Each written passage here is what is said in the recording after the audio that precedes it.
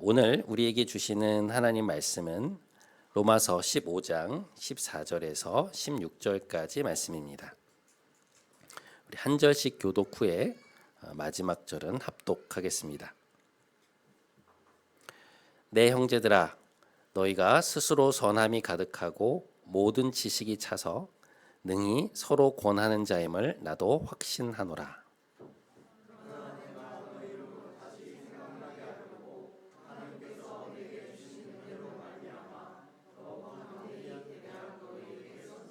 함께 이 은혜는 곧 나로 이방인을 위하여 그리스도 예수의 일꾼이 되어 하나님의 복음의 제사장 직분을 하게 하사 이방인을 제물로 드리는 것이 성령 안에서 거룩하게 되어 받으실 만하게 하려 하심이라. 아멘. 이것은 하나님의 말씀입니다.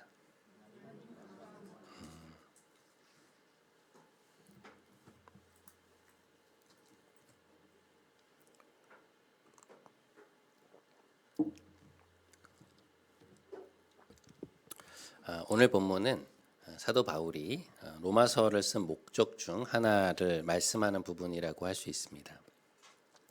먼저 로마서 15장 19절 그리고 23절과 24절 말씀을 한번 보시죠.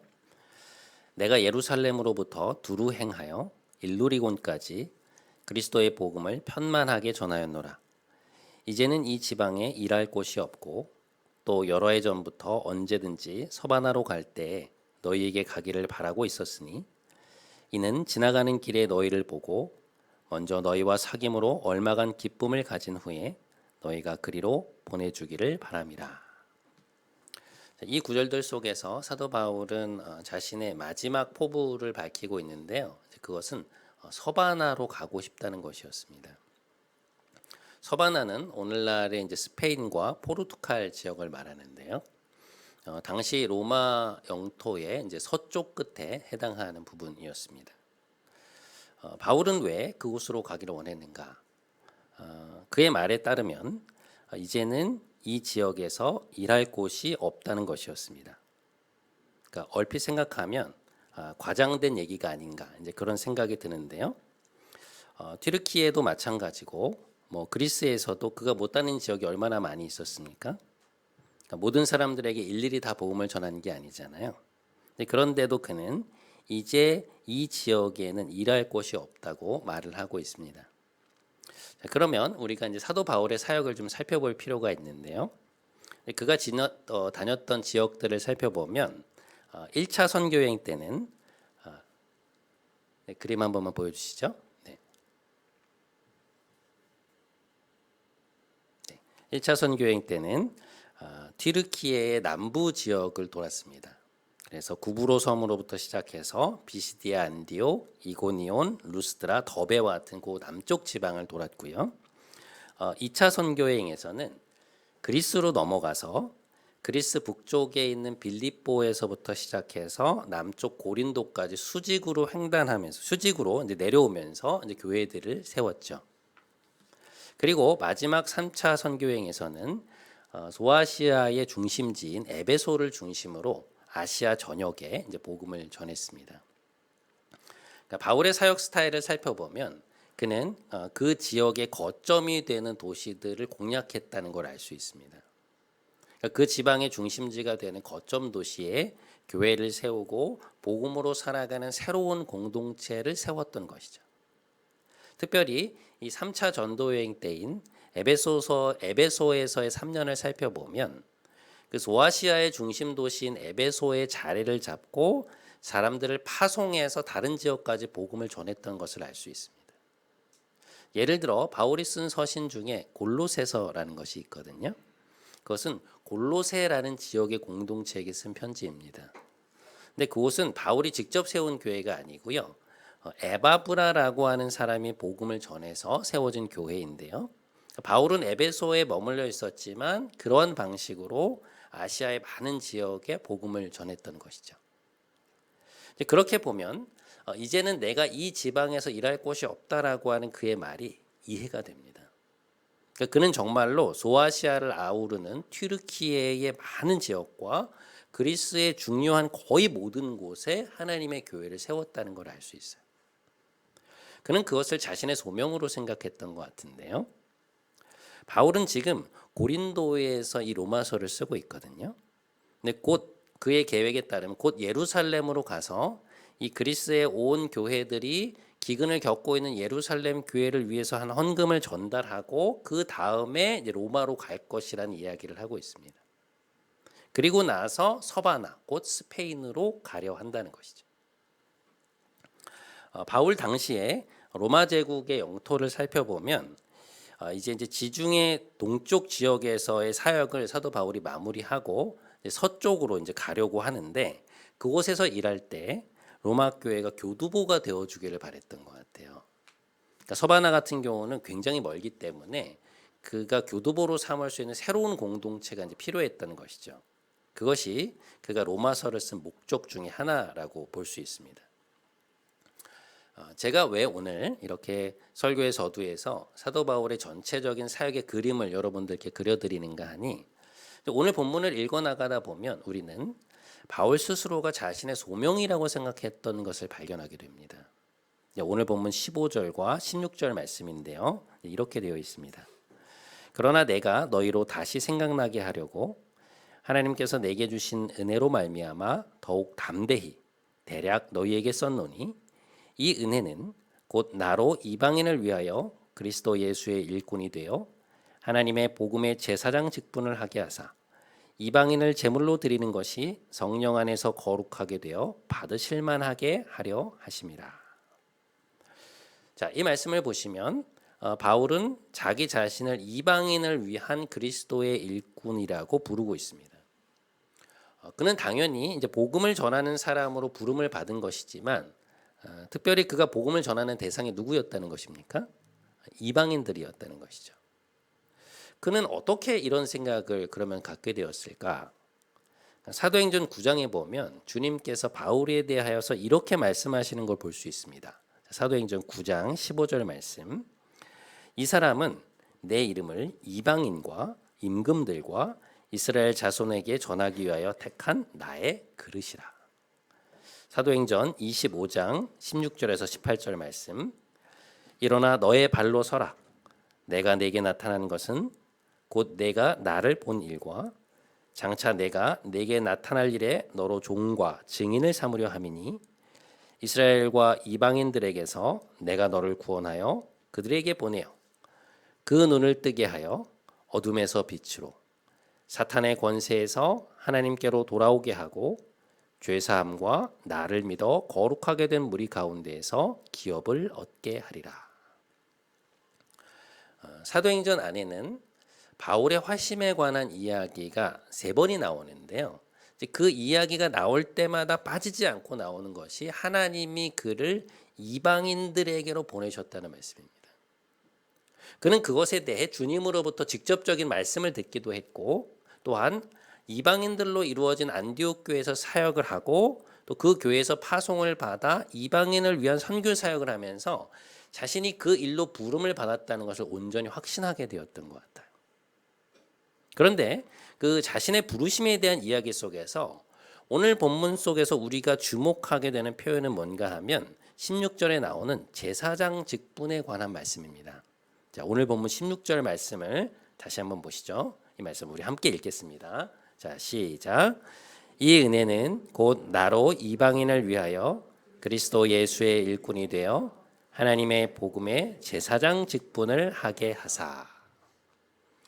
바울은 그리스도의 일꾼된 자신에게 하나님이 부여하신 그 중요한 역할론을 하나님의 제사장이라는 표현으로 이제 쓰고 있는데요. 굉장히 흥미로운 표현입니다. 그러니까 제사장이라는 용어는 사실 우리에게 익숙한 듯 하면서도 또 생소한 용어죠. 왜 그런가 하니 이제는 성전이 있는 것도 아니고 제사장이라는 직분이 존재하지 않잖아요. 사라진 직분이거든요. 그러다 보니 좀 낯설기도 하고 또 우리 자신과 그걸 직접적으로 쉽게 연관짓기가 어려운 부분인데 그럼에도 불구하고 왜 제가 오늘 이 부분 여러분과 함께 이 부분에 초점을 맞추어 보려고 하냐면 신약 성경에서 예수님에 대해서 말할 때 주님께서 이 땅에 오셔서 하신 큰 역할 중에 하나가 바로 제사장의 역할이었다고 말씀하고 있기 때문입니다. 그러니까 주님이 이 땅에 오셔서 하신 아주 중요한 지점에 제사장으로서의 역할이 있었다는 거예요. 그리고 오늘 본문을 보면 사도 바울도 자신의 소명을 제사장 직분을 수행하는 것으로 이해하고 있다는 것이죠. 근데 무엇보다 이 직분이 중요한 이유는 신약 성경이 하나님의 백성으로 부름을 받은 우리 역시 우리 한 사람 한 사람 모두가 하나님의 제사장으로 부름을 받았다고 말씀하고 있다는 것입니다. 그 대표적인 말씀이 베드로전서 2장 9절과 10절 말씀인데요. 우리 이 말씀들을 한번 함께 읽어보겠습니다. 자, 시작. 그러나 너희는 택하신 족속이요 왕 같은 제사장들이요 거룩한 나라요 그의 소유가 된 백성이니 이는 너희를 어두운 데서 불러내어 그의 기이한 빛에 들어가게 하신 이의 아름다운 덕을 선포하게 하려 하심이라. 너희가 전에는 백성이 아니더니 이제는 하나님의 백성이요 전에는 긍휼을 얻지 못하였더니 이제는 긍휼을 얻은 자니라. 베드로는 소아시아에 흩어져서 살아가던 성도들을 향해 너희의 정체성이 하나님의 백성임과 동시에 왕 같은 제사장들이다라고 말하고 있습니다. 베드로전서 안에서 굉장히 중요한 말씀인데요. 이 베드로전서의 맥락은 소아시아 지역에서 핍박 가운데 자신의 신앙을 지키며 살아가던 성도들을 격려하고 이제 그들의 소명을 일깨우기 위한 그런 서신인데요. 그러니까 세상의 한 가운데서 살아가던 그들을 향해 너희의 정체성을 기억하라고 베드로 사도는 말씀하고 있는데 그가 말하는 그들의 정체성은 무엇이냐? 그러니까 너희는 하나님의 백성이자 왕 같은 제사장으로 부름을 받은 사람들이라는 거예요. 우리말 번역으로는 왕 같은 제사장이라고 번역이 되어 있지만 헬라어로 보면 왕적 제사장, 곧 왕의 역할과 제사장의 역할을 동시에 하는 사람들이라는 뜻입니다. 그럼에도 이 말의 방점은 제사장 쪽에 찍혀 있어요. 16세기 루터와 깔뱅을 비롯한 종교개혁자들이 이 중세 가톨릭 교회의 반기를 들고 일어날 때 핵심 개념 중에 하나로 사용했던 것이 바로 이 내용입니다. 종교개혁자들이 당시 이제 교회를 개혁해 나가면서 무슨 이야기를 했냐면 이제 이 구절을 근거로 사제들만이 하나님의 제사장이 아니다. 그리스도를 믿고 그분의 백성된 우리 모두가 하나님이 택하신 제사장이다. 이런 말을 했거든요. 그러니까 그것을 우리는 만인 제사장론이라고 말을 하는데요. 그러니까 하나님을 믿고 그분의 백성으로 부름을 받은 우리 모두는 결국 하나님이 부르신 제사장들이라는 것입니다. 그 역할로 부름을 받은 사람들이라는 거예요. 그러니까 그런 의미에서 생각해 보면 우리가 하나님의 제사장으로 부름을 받았다는 이 정체성은 그리스도인들에게 있어서 핵심이 되는 정체성 중에 하나라는 것이죠. 그러니까 물리적인 성전이나 제사 제도는 사라졌지만 하나님은 여전히 우리를 그 직분으로 부르고 계신다는 것입니다. 그러니까 우리가 이 세상에서 하나님의 제사장으로 살아가야 한다는 것인데 여기에서 우리에게 생기는 궁금증은 뭔가 하면 그러면 우리가 세상에서 하나님의 제사장으로 살아간다는 의미가 도대체 뭐냐라는 것이죠. 하나님이 우리를 그분의 제사장으로 부르셨다고 할 때 그러면 그것은 우리더러 어떤 사람이 되라는 것이냐, 어떤 삶을 살아가라는 것이냐라는 질문이 생긴다는 것입니다. 제가 여러분께 질문을 한번 드려볼게요. 여러분은 하나님이 세상 속에 보내신 하나님의 제사장들이신가요? 여러분은 신약 성경이 말하는 우리의 그 핵심적인 정체성을 어떻게 이해하고 계십니까? 여러분의 삶에서 그 정체성을 어떻게 드러나고 계신가요? 오늘 본문을 읽어보면 사도 바울 역시 이 제사장으로서의 정체성을 자기 정체성 중 핵심으로 가지고 있었던 것을 보게 되거든요. 그 정체성을 늘 삶의 염두에 두고 살고 있었던 것입니다. 그렇다면 하나님이 우리를 이 세상 속에서 그분의 제사장으로 부르셨다는 것은 어떤 의미인가? 그것을 이해하기 위해서 우리는 구약의 레위기로 가보아야 합니다. 레위기는 출애굽기 다음에 있는 모세 오경 중 하나 있는데요. 그러니까 출애굽의 과정에서 이제 하나님이 이스라엘 백성에게 지으라고 명하신 성막, 성전이죠. 그 성막에서 이루어져야 하는 여러 가지 제사 및 율법들을 적어놓은 책입니다. 그런데 레위기 8장에 보면 아론과 그의 자녀들이 제사장으로 처음 위임을 받는 제사장의 위임식이 나옵니다. 그렇게 레위기 8장에서 제사장에 대한 이야기가 시작이 되어서 9장 그리고 10장까지 이어지게 되는데요. 이 본문들은 하나님이 세우신 제사장들이 어떠한 사람들이며 이스라엘 공동체 안에서 어떤 역할을 하는 사람들이었는지를 우리에게 잘 보여주는 본문들이에요. 그런데 거기를 잘 읽어보면 레위기에 나오는 제사장들에 대한 언급 중에서 가장 중심이 되는 개념이 무엇이냐? 그것은 바로 거룩함입니다. 그러니까 우리가 제사장으로 부름을 받았다는 것은 가장 먼저 거룩의 삶으로 부름을 받았다는 거예요. 레위기 8장에 보면 하나님은 성막 안에서 이 제사장들의 위임식을 진행해 나가시는데요. 그들을 물로 씻기시고 그들을 위해 특별히 제작하신 제사장의 옷을 입히십니다. 그리고 나서 관유라고 하는 기름을 그들의 머리에 부으시는데요. 그것은 그들이 성별되었다는 의미입니다. 그런데 이제 위임식의 과정이 그게 끝이 아니고요. 그 다음 순서로 뭐가 있냐면 하나님 앞에 서 있는 그들을 위해 숫송아지를 속죄제로 드렸습니다. 그들이 송아지에 안수를 하고 나면 그 송아지를 잡아서 그 피를 제단에 바치고 그 다음 또다시 수량을 잡아서 그 피를 그들의 오른쪽 귓부리와 오른쪽 엄지손가락 그리고 오른쪽 엄지발가락에 발라서 그들을 거룩하게 했습니다. 이 피라고 하는 것은 생명을 상징하는 거거든요. 그 동물들이 그들을 대신해서 죽었음을 나타내는 것입니다. 그 피로 그들을 깨끗게 하는 것을 상징하는 행위라는 것이죠. 그리고 나서 뭘 하느냐? 7일 동안을 성막 안에 머물도록 하십니다. 이 부분이 굉장히 흥미로운 지점인데요. 위임식이 끝나고 나서도 하나님이 그들을 바로 밖으로 내보내질 않으세요. 그 뒤로 일주일 동안을 하나님 곁에 머무르게 하신 이후에 8째 날 비로소 밖으로 나가 제사장의 일을 시작하게 하십니다. 그제서야 회중들과 만나게 하시는 것이죠. 하나님은 그들이 철저히 하나님께 속한 자들로 구별되고 성별되기를 원하셨던 것입니다. 이 거룩이라는 것은 결국 우리가 하나님께 속한다는 의미거든요.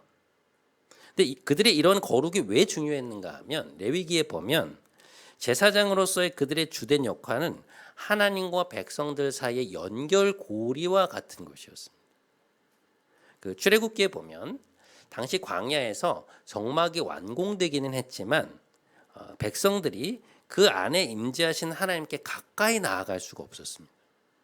거룩하신 하나님 앞에 이 부정한 이스라엘 백성들이 함부로 나아가지를 못하는 거예요. 하나님이 성막을 세우신 목적은 무엇이었는가 하면 그 이스라엘 백성들을 만나려고 하신 거거든요. 거룩하신 하나님이 자신의 백성들 곁에 친히 거하시기 위해서 성막을 만들라고 하신 것인데 이 부정한 이스라엘 백성들이 어떻게 하나님 앞으로 나아가게 되었느냐? 레위기를 보면 제사장들을 통해 나가게 되었다는 걸 알 수 있어요. 이 출애굽기의 마지막을 보면 성막이 하나님의 영광으로 가득 차서 백성들이 거기에 가까이 갈 수 없었다라는 얘기로 끝이 나거든요. 그런데 레위기가 그들이 어떻게 하나님께로 나오게 되었는지를 우리에게 말씀해 주고 있다는 것입니다. 그들은 제사장들을 통해서 그들 하나님께로 인도하고 올려드리는 제사장들의 역할을 통해 비로소 하나님 앞에 나아갈 수 있게 된 것이죠. 그러니까 하나님의 임재와 영광을 마주하게 된 것입니다. 그런 의미에서 구약의 제사장들은 스스로를 거룩해 하고 하나님께 나아가서 먼저 거룩하신 하나님을 경험하고 살아계신 하나님과 백성들을 잇는 통로의 역할로 부름을 받았던 거예요. 그러니까 하나님의 임재와 영광을 경험하고 백성들을 그분의 영광으로 이끄는 사람들이었던 것입니다. 신약에 와서 그 역할을 하신 분이 바로 예수님이시죠. 주님은 친히 자신이 제사장 되셔서 동물이 아니라 자기 자신을 제물로 드려 그분의 피로 우리를 하나님께로 이끌어 주셨습니다. 자, 히브리서 3장 1절 말씀. 그러므로 함께 하늘의 부르심을 받은 거룩한 형제들아, 우리가 믿는 도리의 사도이시며 대제사장이신 예수를 깊이 생각하라. 그는 염소와 송아지의 피로 하지 아니하고 오직 자기의 피로 영원한 속죄를 이루사 단번에 성소에 들어가셨느니라. 주님은 자신을 통해 우리가 하나님께로 나아갈 수 있는 길을 열어주셨습니다. 그러니까 아버지와 동등하시고 정부 하나님을 그 누구보다 깊이 알고 계셨던 주님은 자신의 모습을 통해 우리가 하나님의 영광을 볼 수 있게 해주시고 또한 자기 자신을 내어주심으로 우리를 하나님께로 이끌어 주신 것이죠. 자, 그런데 문제는 무엇이냐? 하나님이 예수 그리스도를 믿고 그분의 뒤를 따르는 우리에게도 동일하게 하나님의 제사장의 직분을 맡기셨다는 것입니다. 이게 놀라운 점이라는 거예요. 여러분, 하나님은 우리를 그분의 제사장으로 부르셨습니다. 이게 무슨 이야기인가? 우리를 통해 자신을 세상에 드러내시겠다고 말씀을 하신 것입니다. 하나님은 눈에 보이시지 않는 분이잖아요.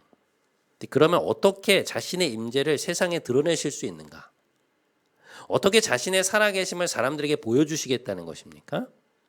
그분의 거룩을 먼저 경험하고 그것을 자신의 삶을 통해 드러내는 우리를 통하여 세상에 그리고 사람들이 하나님을 볼 수 있도록 하시겠다는 것입니다. 그러니까 거룩하신 하나님께 그것을 통해 사람들이 나올 수 있도록 가까이 나올 수 있도록 하시는 거예요. 여러분, 세상 속에 존재하는 교회의 모습이 중요한 이유가 무엇일까요? 교회라는 존재가 세상에 꼭 필요한 이유가 무엇이겠습니까? 왜 주님께서는 너희의 행실을 보고 사람들이 하나님의 살아계심을 알게 될 것이라고 말씀하셨을까요? 그러니까 세상은 우리를 통해 하나님을 보게 된다는 것입니다. 교회는 하나님의 거룩과 영광을 드러내는 직접적인 통로라는 거예요. 그러니 하나님의 거룩함을 반영해야 할 교회가 내부의 다툼이나 비리 혹은 비윤리적인 행위들 때문에 그 영광을 드러내지 못한다면 사람들은 하나님을 볼 길이 없는 것입니다. 정말로 놀라운 사실은 뭐냐면 하나님이 그분의 제사장 된 우리를 통해 자신을 세상에 드러내기로 결정하셨다는 것이죠. 예수 그리스도를 통해 자신을 세상에 계시하셨듯 주님의 몸된 교회와 그 지체된 우리를 통해 동일하게 자신을 세상에 계시하시려고 하신다는 것입니다. 하나님을 믿고 하나님의 부름을 받은 우리 한 사람 한 사람을 통해 우리가 함께 모인 이 교회라고 하는 가시적이고 물리적인 실체를 통해 자신의 영광을 드러내신다는 것입니다. 그것이 하나님이 우리를 그분의 제사장으로 부르셨다는 말씀의 의미예요. 여러분, 그렇게 생각을 해보면 이 부르심이 얼마나 놀라운 우리의 소명인가요? 얼마나 막중한 소명입니까?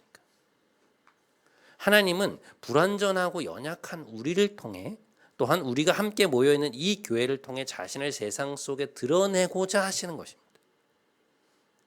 그러니 우리 공동체가 외부에서 새로운 사람들이 왔을 때 하나님의 사랑과 영광을 제대로 보여주지 못한다면 그게 얼마나 안타까운 일인가요?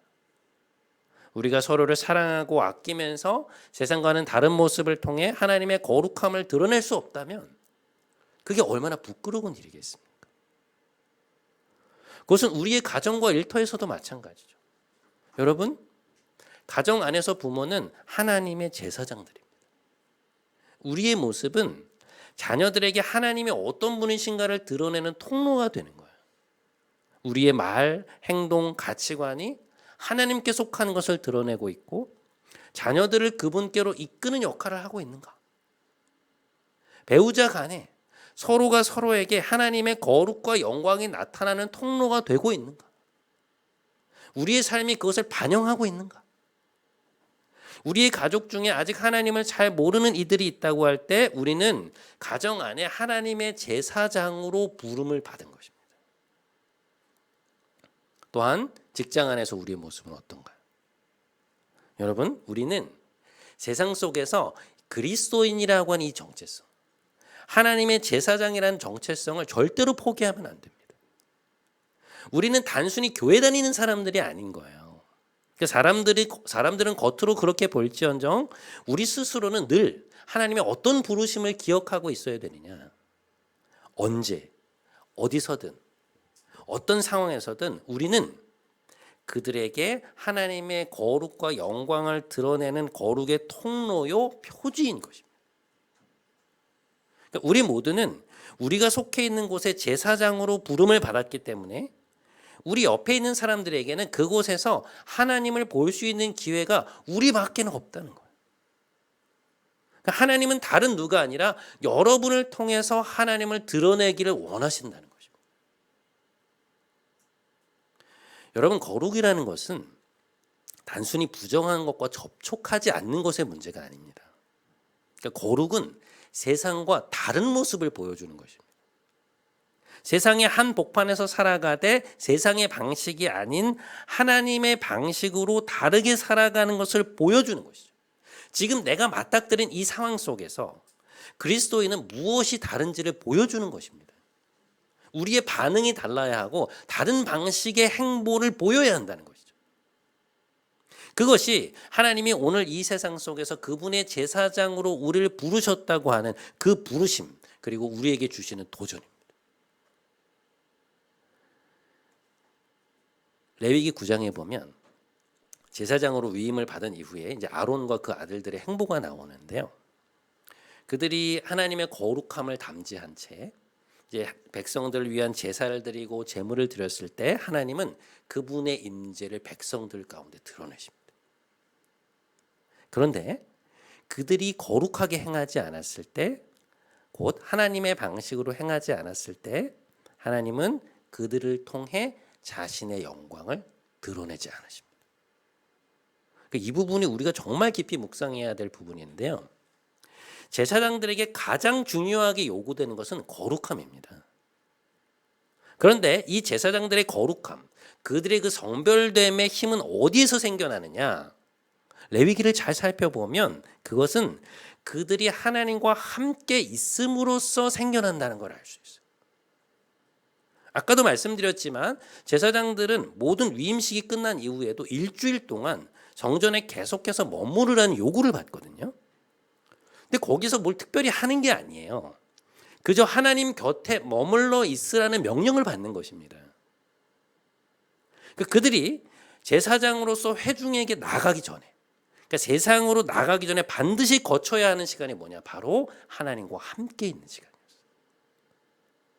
그러니까 이 부분이 우리에게 주는 거대한 통찰이 있습니다. 우리가 세상 속에서 하나님의 거룩함을 드러낼 수 있는 유일한 방법은 뭐냐? 우리가 속해 있는 이 분야에서, 지금 우리가 처해 있는 이곳에서, 우리가 맞닥뜨린 이 상황 속에서 하나님의 제사장답게 살아갈 수 있는 방법을 알게 되는 길은 뭐냐? 비결은 뭐냐? 하나님과 함께 머물러 있는 시간을 갖는 것입니다.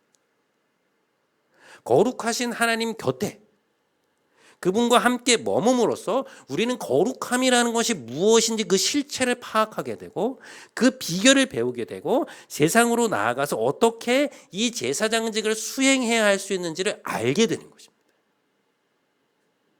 그게 없으면 제사장으로서의 역할을 할 수 없다는 거예요. 그것은 사람이 가르쳐 줄 수 없는 것입니다. 여러분, 우리는 하나님의 제사장으로 부름받은 사람들입니다. 우리는 어떻게 우리를 부르신 이 영역 속에서, 이 관계들 속에서, 그 공동체 안에서 우리의 부르심과 정체성에 걸맞는 삶을 살아갈 수 있을까요? 어떻게 거룩의 능력을 우리의 구체적인 이 삶의 현장 속에서, 그 속에서 드러내며 살아갈 수 있는 사람들이 될 수 있을까요? 그것은 지금도 우리 곁에 계시는 하나님 옆에 더욱더 머금으로써 가능해진다는 것입니다. 사랑하는 여러분, 여러분은 요즘 하나님 곁에 얼마나 머무르고 계십니까? 그 머무름 속에서 하나님의 거룩을 보고 그 하나님의 거룩과 영광을 드러낼 수 있는 지혜와 능력을 얻고 계신지, 거룩의 능력이 여러분의 것이 되고 계신지, 하나님께 속한 사람들이 되고 있으신지, 오늘 우리를 통해 세상에 자신을 드러내기로 작정하신 하나님의 그 부르심을 기억하며 하나님의 제사장으로서 그분의 거룩과 영광의 통로가 되어 살아가시는 여러분의 한 주가 되시기를 주님의 이름으로 간절히 축원드립니다. 네.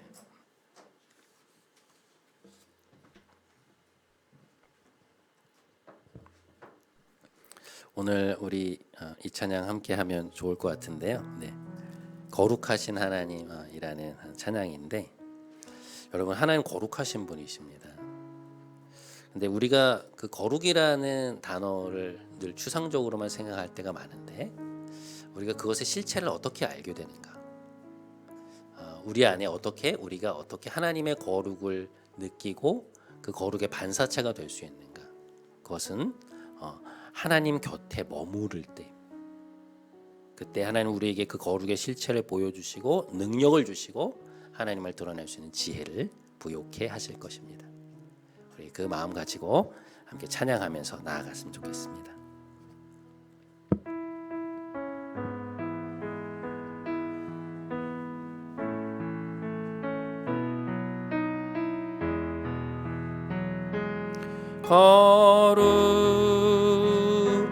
거룩하신 하나님 주께 감사드리세.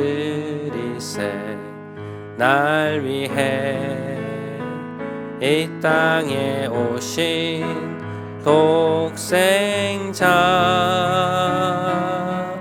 예수, 나의 맘과 뜻 다해 주를 사랑합니다. 날 위해 이 땅에 오신 독생자 예수, 내가 약할 때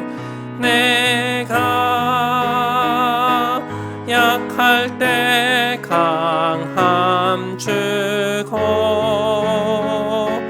가난할 때 우리를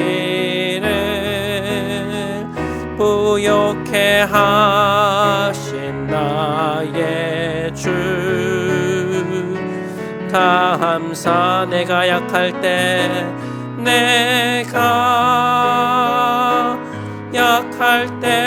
강함 주고 가난할 때 우리를 부욕해 하신 나의 주 감사.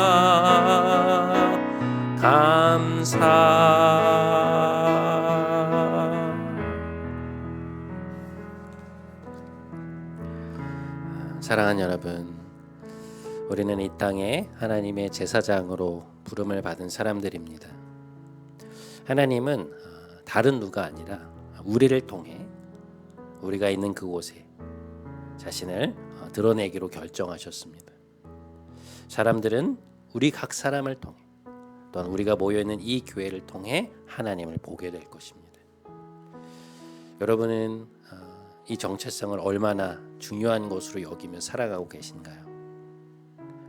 이 정체성이 여러분에게 핵심적인 부르심으로 여겨지고 있으신지요?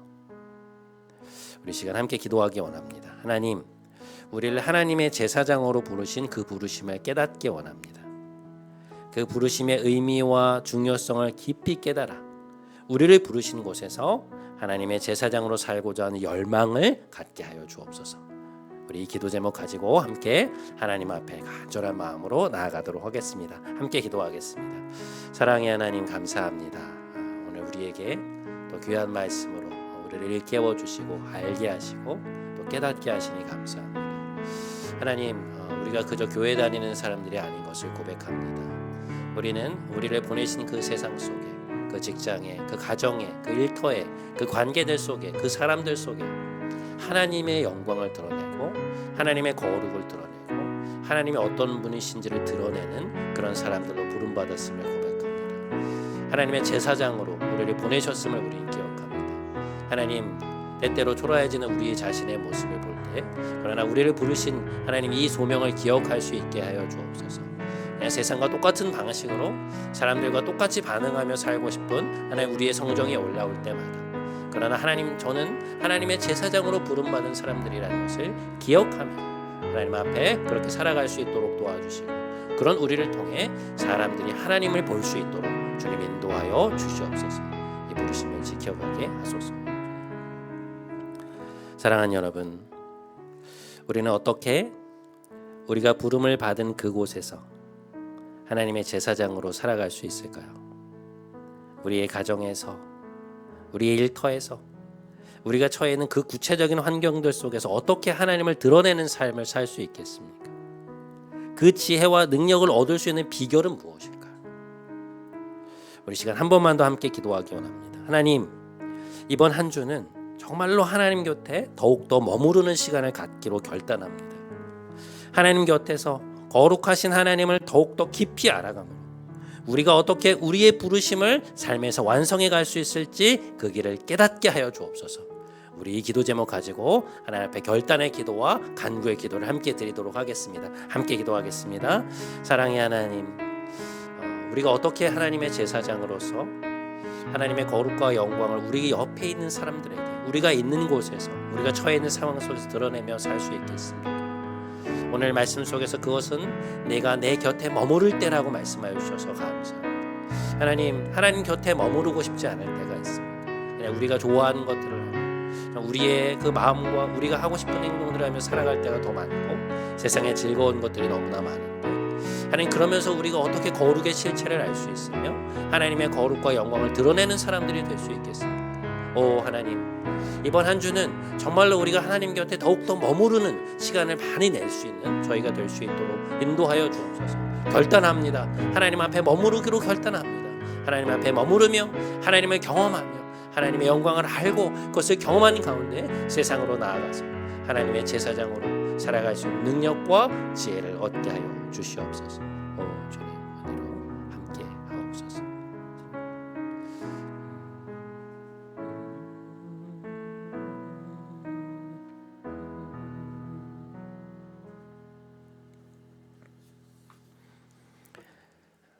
살아계신 하나님, 우리를 하나님의 제사장들로 불러주심에 감사드립니다. 우리로 거룩의 능력을 알게 해 주옵소서. 세상의 한복판에서 하나님의 영광을 드러내며 살아간다는 것이 무엇인지를 알게 하옵소서. 우리가 살아가는 삶의 현장 속에서, 사람들 가운데, 구체적인 상황들 속에서 우리가 하나님의 제사장으로 산다는 것이 무엇인지를 우리로 밝히 깨닫게 하옵소서. 그리하여 사람들이 우리를 보고 하나님을 볼 수 있는 놀라운 영광의 삶을 살게 하옵소서. 하나님의 보내심을 받아 이 땅에 참다운 제사장으로 내려오신 우리 주 예수 그리스도의 이름으로 기도드립니다. 아멘. 이제 우리 다 같이 자리에서 일어나셔서 마지막 파송의 찬양하심으로 오늘 예배 마치도록 하겠습니다.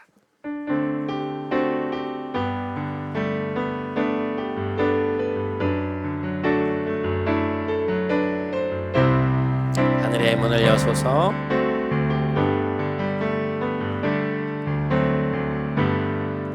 하늘의 문을 여소서. 이곳을 주목하소서. 주를 향한 노래가 꺼지지 않으니 하늘을 열고 보소서. 이곳에 임재하소서. 이곳에 임재하소서. 주님을 기다립니다. 기도의 향기가 하늘에 닿으니 주여 임재하여 주소서. 이곳에 오셔서 이곳에 앉으소서. 이곳에서 드리는 예배를 받으소서. 주님의 이름만이 오직 주의 이름만 이곳에 있음. 이곳에 오셔서 이곳에 앉으소서. 이곳에서 드리는 예배를 받으소서. 주님의 이름만이 오직 주의 이름만 이곳에 있습니다.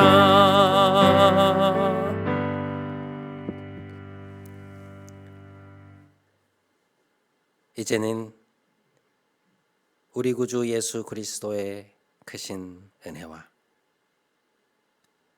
우리에게 허락하신 하나님 아버지의 놀라우신 사랑과 보혜사 성령님의 감동, 감화, 충만케 하심이 우리를 하나님의 제사장들로 부르신 그 부르심을 깨달아 보냄받은 세상 속에서 하나님의 거룩과 영광을 온전히 드러낼 수 있게 되길 간절히 소망하며 삶의 자리로 돌아가는 사랑하는 모든 성도들의 머리 위 이들의 가정, 일터, 사랑하는 이들 위해 하나님이 사랑하시는 이 교회와 이 나라 위에 이제부터 영원토록 함께 하시기를 간절히 축원하옵나이다. 아멘.